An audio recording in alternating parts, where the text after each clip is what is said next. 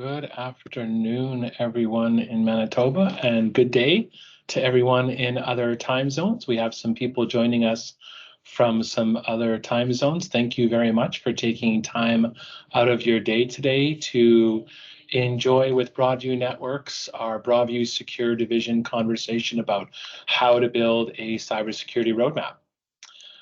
Today, we are going to be using Microsoft Teams, as you probably have already been aware as you joined into the meeting, to deliver the meeting. And if you want to communicate with us during the meeting, you have the ability to use the chat to talk with us by text at any point during the presentation. There is the chat option in the toolbar.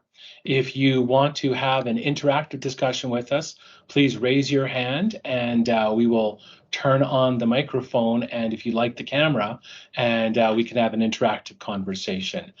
Certainly ask questions whenever you like. We'll have time at the end for questions as well. Very proud and happy to announce that we are delivering this presentation as the Broadview Networks business unit as part of MSP Corp.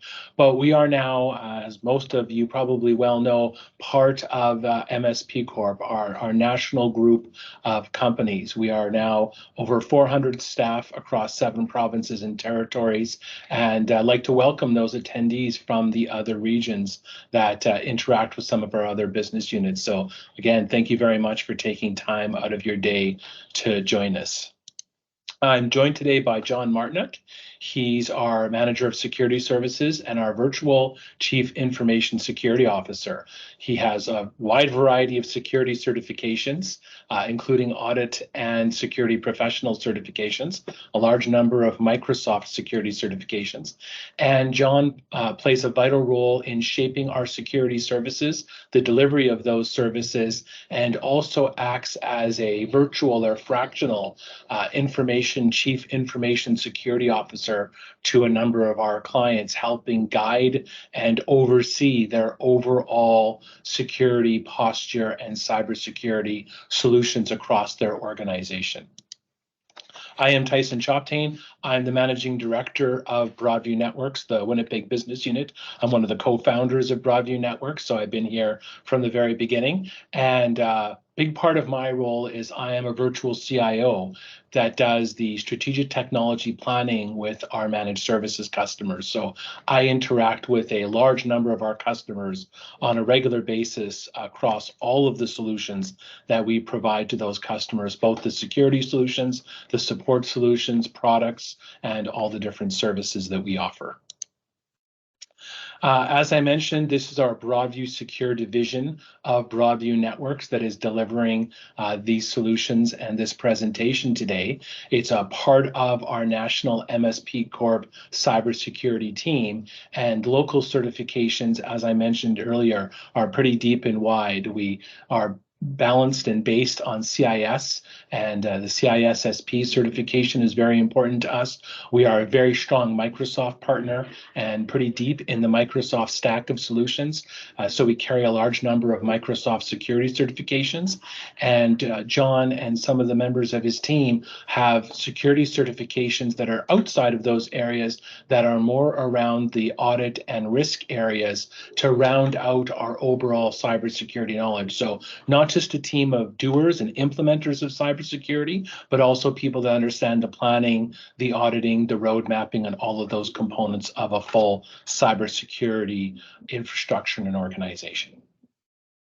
So I want to talk with the current landscape, and I didn't spend a lot of time putting a ton of slides together on this because you've probably heard a lot of the doom and gloom that often comes from experts in our industry around cybersecurity. But I do want to focus on some very specific areas just to set the stage for where we're at and to lead into the rest of the conversation. This is one of my favorite slides I use in pretty much every cybersecurity presentation I do. It's a little dated from 2021, but the information is still very accurate. And that is that we expect, and we're already seeing it happen, that cybersecurity as a crime cyber crime as an industry between now and, well, 2025, not very far away, is estimated that it will grow to be a $10.5 trillion industry. And current estimates actually have it ahead of that. That puts it ahead of major illegal drugs, ahead of human trafficking as the largest and most profitable crime industry there is in the world.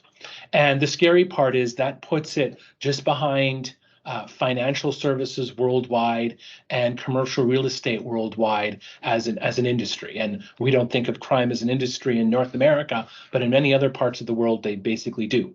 And that's ahead of auto manufacturing worldwide, food services, even surpassing oil and gas production worldwide. That's how much effort is being put into cybercrime because of the amount of potential payoff there is in it as an industry for the criminal organizations to be involved in. Now, that's a global number. It's a big number. It's a scary number. But how does that align with Canada and what we see locally here? And, one of the things we hear about the most is ransomware. It is still the primary way that most people end up having to spend dollars to deal with a cybersecurity event. And there's often the misconception that ransomware and cybercrime hits the big companies, the Fortune 500, the big names that everyone knows, and that is very much not the case. The majority of ransomware events that we deal with are in the SMB space. They're across every industry in the SMB space, manufacturing, retail, all types of professional and business services. We saw it the last couple of years hit construction, architecture, and engineering very hard. And we saw that reflected in cybersecurity insurance. We'll talk about that in a little bit. SMBs are very easy to go after because it's easy to go with multiple attack vectors. And most SMBs, pardon me, are not as protected as they should be. And that's why the bad actors are going after them. Some important statistics that are Canadian statistics that have come from a variety of sources, just as a reference point to understand what we're looking at. We're actually reasonably good for an overall cybersecurity score as a country. We're 13th out of 75. But even though we're 13th out of 75, the bad actors know that there's a lot of potential money there because we're a higher GDP country. So even though our cybersecurity score as a country ranks reasonably well, there's still a lot of fertile ground there for them to go after. The increase from 7.7% in 20 to 2021 only puts us behind Colombia, which had the highest rise of 8.2%, and that's gone up a little bit since. So we have had a dramatic rise of cybersecurity rates in Canada. 85% of Canadian companies have been infected by some way of a cyber attack, whether they were directly impacted with an event that hit them or an ancillary organization, someone they work with, a customer, a vendor, a business partner, a provider was hit. So it's widespread. Everyone, generally speaking, has felt the effect of a cybersecurity event in one way or another. 65% of Canadian companies expect to be hit with a ransomware attack or some sort of cybersecurity event in the next year. It was actually one of the biggest concerns most C-level executives had on an MNP recent survey of Western Canada small businesses. Of the companies that are hit, 11% pay the ransom, and that usually doesn't get them what they want. There's a variety of ways you can pay ransom if it is the right thing to do. We really want to set up a customer so that they don't have to pay a ransom at all if they do get infected. And we want to put as much prevention mechanisms in place to help you prevent from getting infected in the first place. $2 million is an estimated cost to remedy ransomware. Now, that sounds like a very large number for a smaller organization that is spread out across all sizes of organizations across the country. But when you look at a cybersecurity event, it's not just the simple cost of what you pay out to remediate the event. There's the time you spend with your own staff, the time you spend with whatever vendors help you remediate the event, but there's the downtime, the lost customers, potentially the lost customer confidence. When you add that all up, even in a small business, that can easily equal hundreds of thousands of dollars very quickly. We don't spend enough. We really don't spend enough. We don't spend enough on IT. compared to the US. I remember a statistic from the BDC a couple of years ago where the average Canadian business was spending less than 1% of their gross revenue on IT in general. And that's gone up significantly, but still low.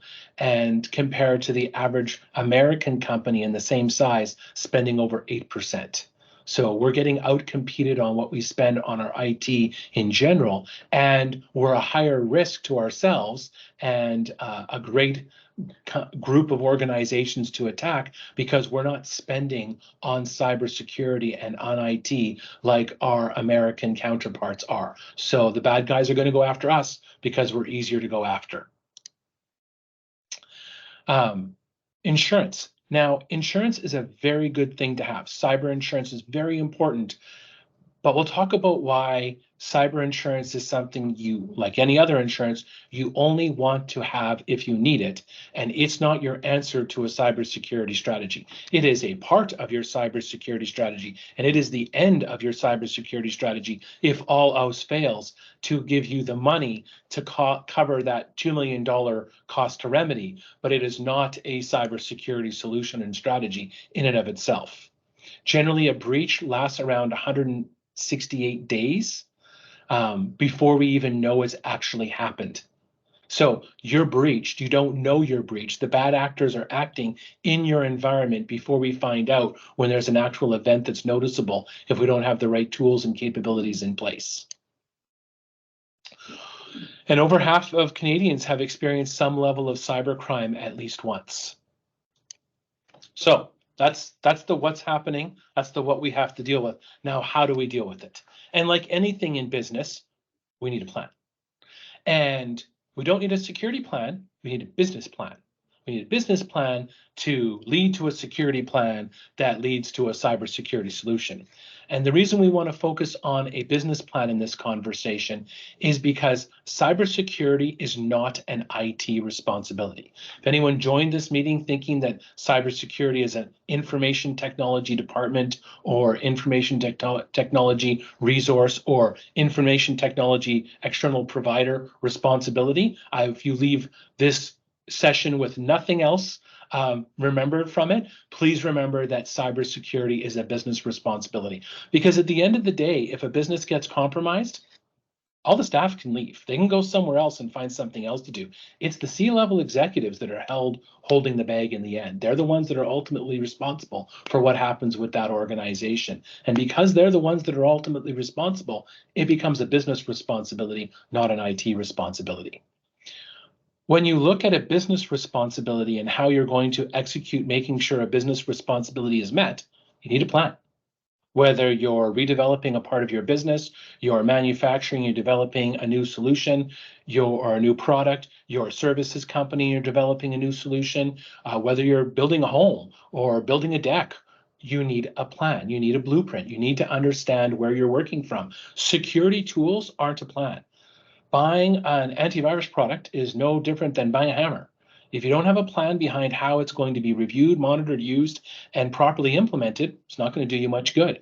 You need a proper plan and a blueprint. It needs to be sustainable.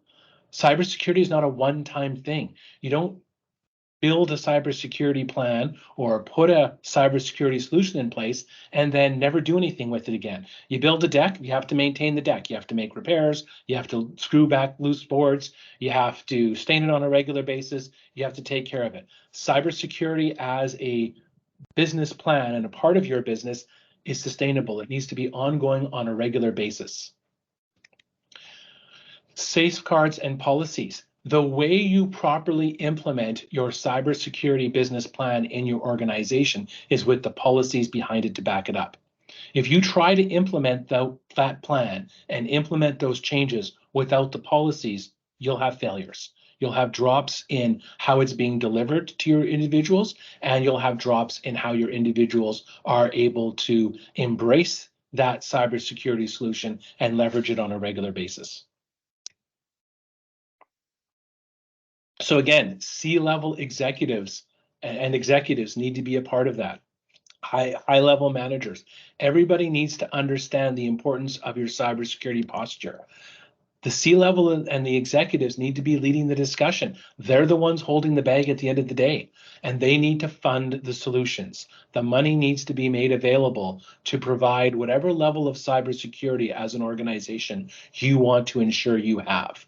Now, obviously, if in a perfect world, everybody would meet every single cybersecurity recommendation that is made for them, and they would spend to do every possible thing they can. Obviously, we have to balance that spending with reality, but we have to make sure that everyone understands what's being spent and what level of protection that is providing you.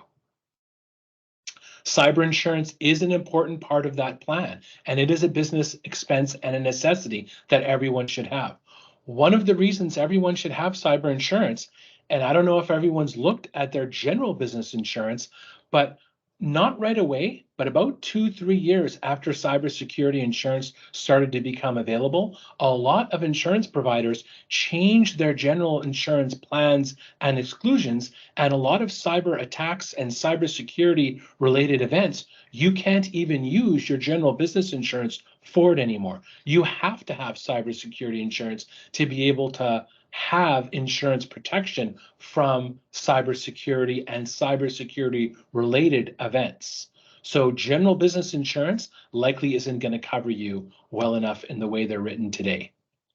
And policies are an important part of defining the safeguards that you want to have in place that a lot of cybersecurity insurance plans are now going to require. When we first saw cybersecurity insurance come into the Canadian marketplace, it was basically, here's an estimate. You signed up and you got it. And then the next year, there was a couple of questions. And then the next year, there was another couple more questions. The plan that you have for your cybersecurity insurance plan aligns to the depth of the cybersecurity insurance that you want and likely the complexity of what you're going to have to start answering when you're applying or reapplying for your cybersecurity insurance each year. Because now this is what we're starting to see. On the more advanced customers that have been running cybersecurity insurance for a longer period of time, now when they're coming due for renewal, or if they're new to cybersecurity insurance and they've never had it before, we're seeing questions like, are your executives aware of your cybersecurity services and oversight? And sometimes these aren't just questions, they want proof. Are you following a security framework and what's guiding you? How are you making your cybersecurity decisions on what you're implementing and what you're spending? When was your last security assessment? Do you have multi-factor authentication in place on all services? Do you have zero-day threat protection with modern-day endpoint detection response solutions? Are you doing signature-based or anomaly-based protection on your endpoints? Is anyone reviewing that endpoint solution? There's a big difference between having it in place and having a third-party security operations center reviewing what's happening in your environment from that endpoint protection solution, that modern day antivirus. Is anyone reviewing your system logs? And if it's just your own internal IT people reviewing your system logs, that's not usually going to cut the mustard with a lot of new insurance plan requirements. They want you to have a certified and definable third-party service providing that service. What is your operating system patching process? What is your backup process? Do you have disaster recovery testing going on? And how much are you spending? We have seen cyber insurance in questionnaires want to know what your planned cybersecurity spend was last year and what your spend is for the next year. They want to understand what your commitment to having a proper cybersecurity plan and posture in place, in some cases before they'll give you the insurance or defining what rate you'll get charged for it. And if you don't have those things, you'll get rejected. They'll just say no, or they'll make it so catastrophically expensive, it's not even worth trying to have it. So what do you do before you apply or renew your security and your cybersecurity insurance? Establish your security program with policies and safeguards. Again, policies, safeguards based on a plan. Have oversight of your security program. Focus on those gaps that already exist. All of us have gaps. Being aware of those gaps, deciding what you're going to do about those gaps, and there might be things you're not going to do anything about. That depends on the business and what your focus is and where you want to spend your dollars. It's a very good idea to have an external vulnerability scan done before you apply or you renew your cybersecurity insurance, because often that can lead to a very quick denial for information that is not accurate to the actual configuration of your environment. Remove any excessive administrative privileges that can easily cause a denial. Have multi-factor authentication in place everywhere you possibly can. Have regular user security training, whether it's a service you subscribe to, whether it's a training session you attend. Have some sort of ongoing regular cybersecurity training, and move from traditional signature-based antivirus to the modern advanced anomaly-based endpoint and protection solution with monitoring, with that security operations center that's monitoring what's happening on your devices and alerting if there is some sort of a cybersecurity event or attack taking place in your organization. Another important thing to plan for, and this is a business plan item related specifically to cybersecurity, AI. This has obviously been a little bit in the media about AI in the last couple of years, especially in the last year. AI is an amazing potential security advantage. It is also a huge potential security threat. The good guys know how to use it to help make your cybersecurity posture better and help better protect your environment. The bad actors are using it to find ways to get into your environment, to attack you, and to compromise your organization to get money from you. And the way to start this process is to understand your privacy risk.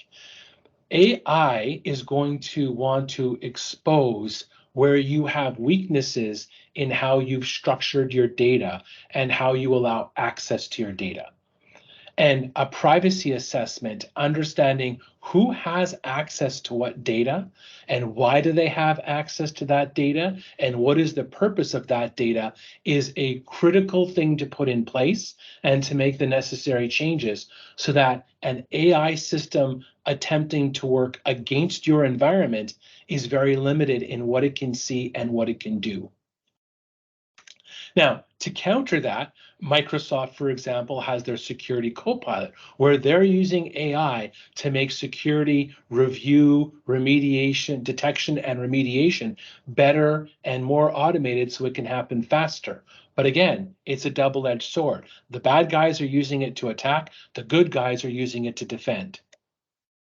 Cyber attackers are using AI in many ways to find a faster, simpler way to exploit you. They're going to use it to analyze data. They're going to use it to scan through records to help promote social engineering against an individual or a group of individuals in an organization. Remember, from a cybersecurity perspective, companies aren't attacked. People are attacked. People are what are compromised to enable the compromise of an organization. It is usually an individual's credentials or an individual's computer that gets compromised that leads the organization to be at risk. So the risk we defined, we talked about the plan and the reason you need a business plan for cybersecurity. Now you have to build a cybersecurity roadmap. And I'm going to hand that over to John to talk about how we help companies do that. Excellent. Thank you, Tyson. Good afternoon, everyone. So the first question we get all the time is how do we get started, right? What is the first thing I should do? How do we get started? It feels overwhelming. There's lots of gaps potentially. We've never done this before. So this is where that roadmap really, really comes into play. In its simplest form, it really is a 3-step process. But in many ways, this should be a loop. This should be a continuous cycle of improvement. But typically, the path starts with an assessment. Before you do that assessment, you're going to have to select a framework, and we'll talk about selecting that framework. Regardless of framework chosen, you want to start with the assessment. That assessment, as Tyson mentioned, is going to identify gaps. It's also going to identify strengths, right? We're strong over here, we're weaker over here. This is our list of gaps. Let's prioritize those gaps and then start remediating those gaps based on the highest priority. Sometimes remediation isn't as simple as we scored 0 here. Remediation could depend on other factors like resources that you have at your disposal. Maybe you have a product, maybe you have too many products. Maybe you can start with something you already have, right? Sometimes there's quick wins, quicker remediation. Other remediation involves project planning, larger, more timely, more expensive projects. After you remediate, and this is a very common mistake in this cycle and plan, after you assess, after you remediate, we need to validate and govern. So we just remediated X gap or control. Well, we should retest, reassess, and validate that what we've done is actually working as intended and we're meeting our expected outcomes of that control. And kind of wrapped around this whole image here, and why I say, this should really be a circle or a loop, is that oversight and that governance. Security is not one time. Most security products are not one time.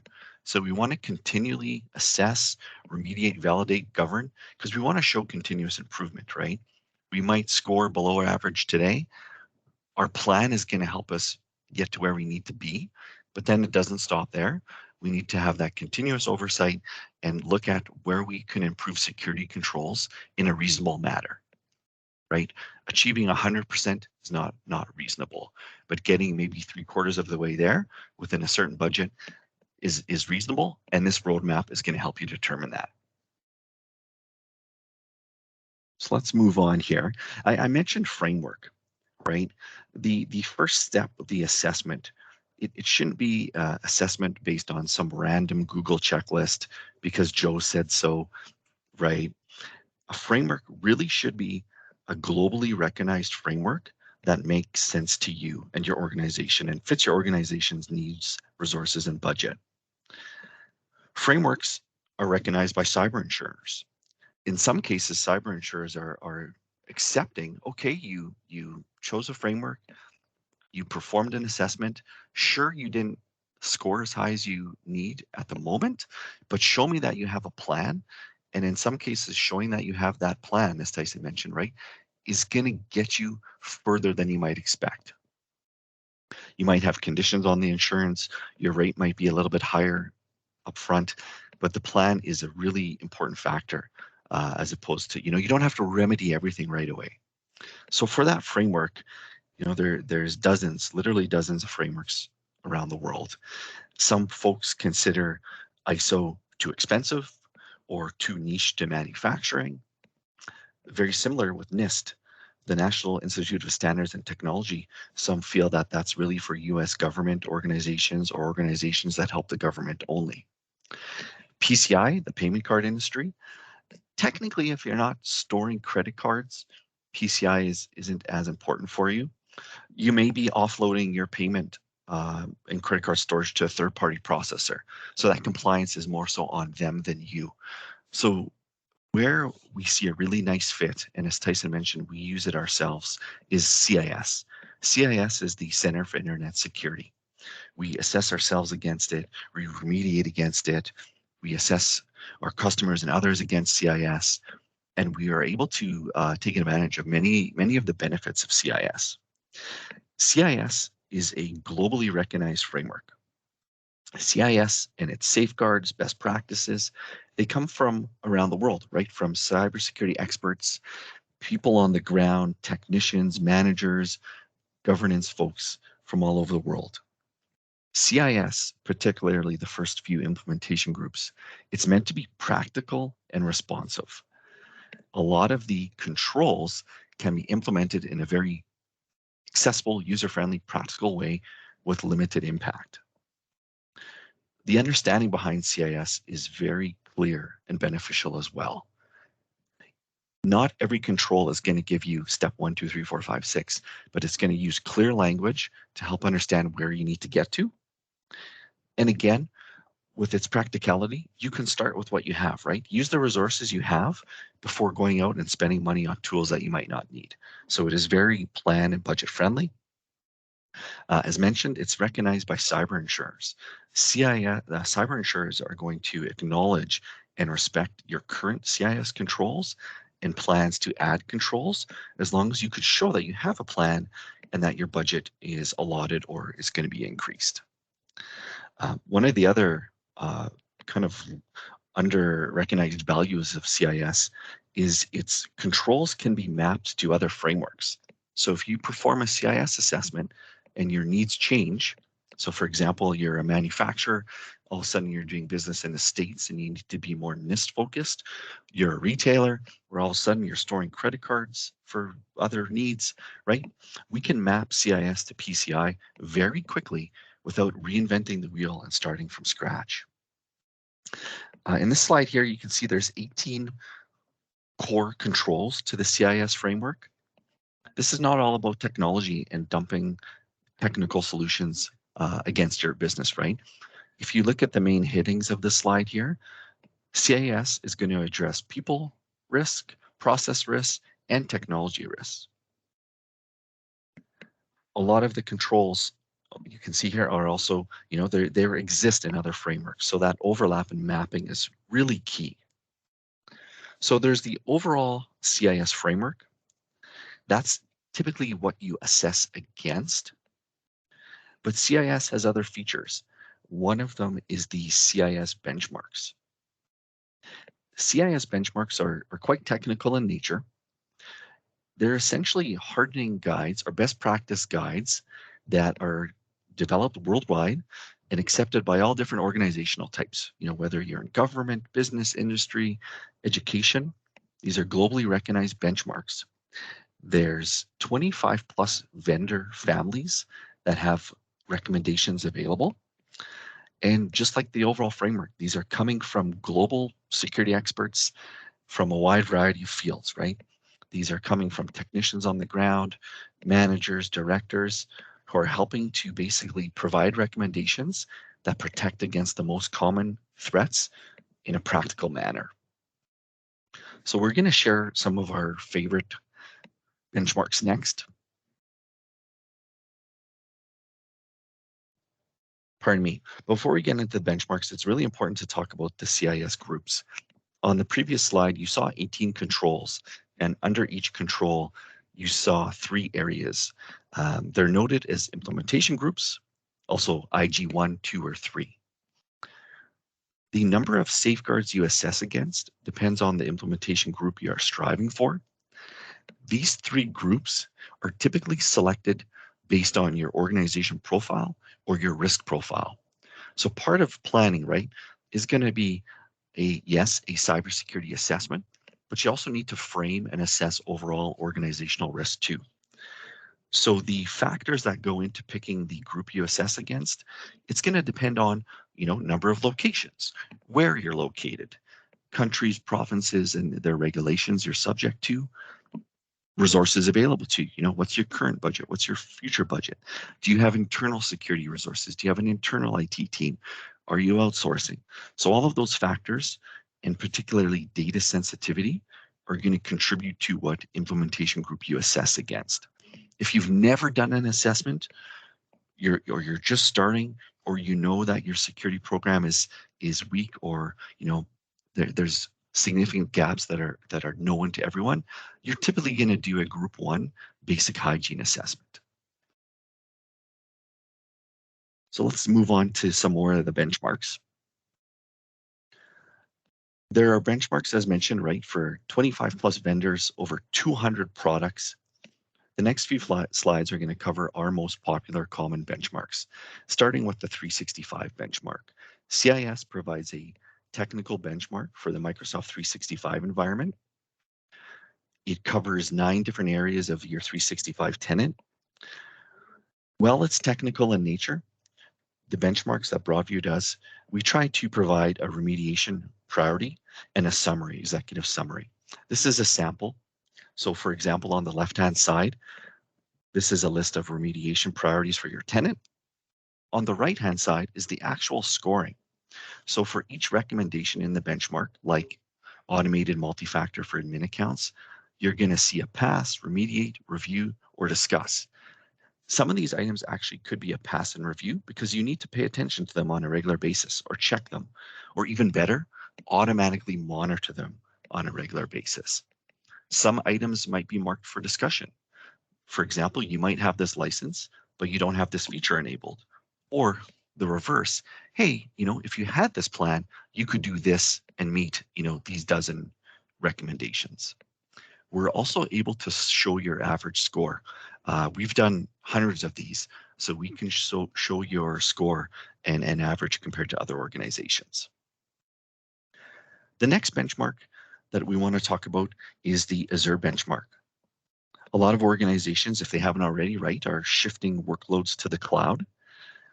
If you do nothing but migrate from, on-premise to Azure or Google or AWS, whatever it might be, right, you're moving the security problem. That cloud infrastructure needs to be regularly assessed, remediated, validated, no different than your traditional server room. The Azure benchmark is extremely comprehensive. You can see it covers more than a dozen areas here, including virtual machines, virtual networks, storage, the Defender for Cloud Services, and all the Defender for X products in Azure, Azure policy files, and more. This is becoming increasingly popular as those workloads shift. Regardless of where machines are, whether they're on-premise, in the cloud, hybrid, our third benchmark, probably in popularity and ease of use and applicability, is the benchmark for the Windows operating systems. The benchmarks for Windows clients and servers cover account policies, local security policies, administrative and restricted groups, registry settings, best practice settings for the networking, Defender, and more. This is quite a popular benchmark for a couple of different reasons than the other ones. As a public person, right, you can go to the CIS website, you can download the 1,000-page PDF at no cost. That's, it's a good informational resource. However, if you're a member, like Broadview is a member, you then get access to some of the automation. So for example, there's an automated assessor for Windows operating systems. Even better, in terms of remediation, CIS includes build kits where you can apply your pre-configured hardening, all your security hardening settings to machines via group policy or Intune in honestly minutes, right? So you're talking about months and months to go through those PDFs down to minutes, what the automation provided as a CIS member. Let's move on here. So we talked about assessment, right? We've talked about some of the tools of how to get there. So there's the CIS framework to assess against. There's the CIS benchmark, which provides additional recommendations that are more technical, specific, vendor solution specific. There's some of the tools that help you accelerate your remediation, like system hardening. What do you do after that, right? As mentioned in the earlier roadmap, this is not a one-time effort. This is a continuous improvement effort. So you need that GRC, you need that governance, risk, and compliance oversight to ensure you're following best practices over time. As mentioned, right, Tyson and I act as virtual information security and virtual chief information officers for organizations. And there's a cadence, and this cadence is really key.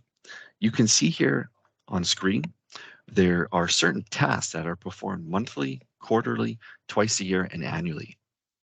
These tasks you see, so for example, on the left-hand side, this is our small, medium plan. Right-hand side is our large organization enterprise plan. The tasks you see on this screen, and I'm not going to read through them all, certain review happens at certain cadence. So for example, monthly, we're looking at your 365 tenant for suspicious activity. Ideally, you'd have a SIM doing automatic alerting and real-time alerting, so we'd help review those as well as part of the enterprise plan. But the tasks on your screen, they are all framework-based. These tasks either come from the CIS framework, recommendations from the CIS benchmarks, or from other frameworks like NIST. Some of these even come from vendor best practices like Microsoft, Fortinet, Cisco, etc. The point is, a VISO program helps you meet the needs of continually reassessing and validating items versus security being a one-time thing. In the plans, obviously, you can see here the small, medium business plan has 12 tasks. The enterprise task has more, 20. These tasks cover not just the technology, they cover people and process too, right? So regardless of plan, we're going to help you reassess. We're going to help you update that roadmap. We're going to help you budget and plan for the time ahead, years ahead. So these are really key activities that should be done on a regular business to maintain your security plan, show to management, show to cyber insurers and others, right, that you're continually working on security and showing improvement. Tyson, did you want to add anything to the VISO plans here? Yeah, I guess what I want to make sure everyone understands here is, we talked about building a plan, using an assessment to build that plan and have that remediation plan. And then, the next natural step is to move forward with remediating the items that are found, the gaps that are found from the assessment. And again, people often think, okay, now I'm done. I've remediated all my issues and I'm done. And the problem is, as we all know, Microsoft 365 is always changing. The Microsoft operating systems are always getting patched and changing. We're going from one version to another. We're upgrading. Your other software applications are always changing.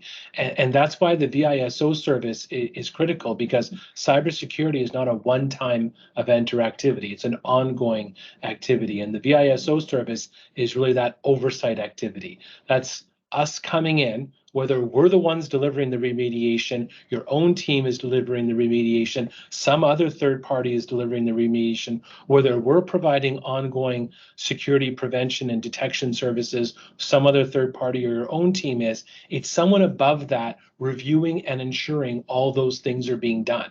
It's that second sober look and check to make sure that your cybersecurity posture is being maintained on an ongoing basis.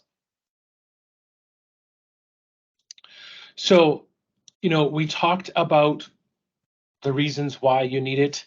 We talked about, building a plan and the assessment as the mechanism to build that plan and to build that roadmap, to understand, what changes you need to make, what gaps you need to fill, and, building out a cost plan long term for that every organization should do. Again, whether you do that internally or you have a third party assist you, all of that is going to lead to a variety of solutions, technologies, and services that you're going to need to implement to be able to realize the goals of that plan. And so this is just an overview of the entire security portfolio that we have at Broadview Networks that allows for both the planning, the assessment, the delivery, and the ongoing review service. So we've talked about almost all of these items throughout today's presentation, whether it be, an endpoint detection response solution, whether it be a SIM, whether it be dark web monitoring, managed backup and DR, vulnerability assessments, penetration testing, helping with the creation of security policies. We have a complete rounded solution of delivering the assessment, the plan, the roadmap, the tools, services that you implement to build out your cybersecurity posture to the level that, the scoring from the assessment recommends you should be at, to then aligning to the budgeting that fits your organization for where you want to be. And that portfolio is built on a foundation of a wide a range of security certifications and experience. So the next step is access to our certified security analysts to understand what's the right thing to do for your organization. No cost to have a 30-minute team meeting to discuss assessment requirements or security concerns. We would love to see everyone always do an assessment first. Some customers decide not to for a variety of reasons. If you are going to go out and buy a tool and just implement that tool, let's make sure that people that understand assessment requirements and bigger plan help you realize the potential of what that tool could do if you ever do get to the larger assessment and plan. And we have a promotion coming out of this event. We'll give a 20% discount on the Microsoft 365 benchmark assessment. And you have to purchase by June 30th. And, Microsoft 365 being in the cloud, the risk to it being compromised is high. And Most organizations, when their Microsoft 365 environment was implemented, it did not follow the recommended security benchmarks. Depending on when you implemented Microsoft 365 or Office 365 before it got renamed, the benchmarks didn't exist yet, or the security features and functions that are now part of the service may not have been available at that point. So even if you've been in Microsoft 365 for a long time, it's worthwhile to do that assessment. If you're new to it, you may have not done or not chosen to do a security, review or a 365 benchmark level implementation, and it makes sense to do that review and understand what risk you might have in your Microsoft 365 configuration today. Want to say thank you to everyone, and we'll open the floor to questions if anyone has any. Before we do that, if you have anything you want to reach out to us about, solutions@broadviewNetworks.ca. If you don't have an account manager you're already dealing with, please use that email address, and that'll make it easy to get a hold of us. Our next event on February 28th is business automation with Copilot. So we're going to talk about what we've been doing in business automation in the Microsoft 365 stack before Copilot came along, and we're going to talk about how Microsoft 365 Copilot allows you to take that to another level. A couple of us at Broadview Networks are using Microsoft 365 Copilot today, and we're already seeing some significant benefits out of that tool and how it leverages automation, AI, to make your life faster, simpler, and easier. And if you want to register for that event, it's broadviewnetworks.ca/resources/events, or send an email to solutions. We'll send you the link.